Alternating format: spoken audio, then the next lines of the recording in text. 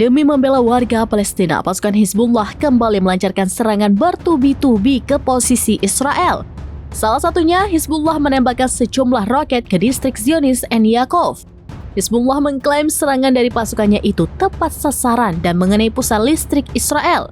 Imbas serangan roket tersebut, listrik di distrik Zionis mati total dan membuat wilayah itu gelap gulita. Dilansir dari Pars Today pada Rabu 4 September 2024, hal itu diungkapkan langsung oleh pasukan Hizbullah.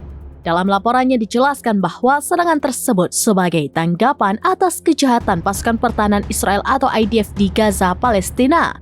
Yang mana sejak Oktober 2023 lalu, aksi IDF di Gaza itu tercatat telah menewaskan lebih dari 40.000 warga Palestina dan lebih dari 94.000 lainnya luka-luka.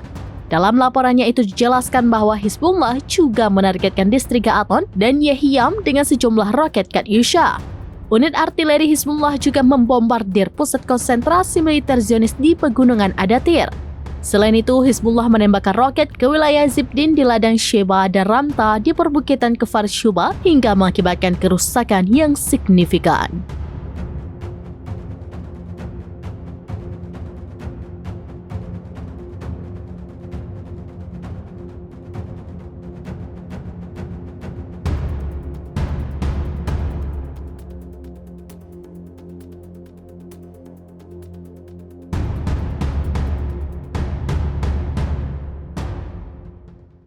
Download Tribun X sekarang, menghadirkan lokal menjadi Indonesia.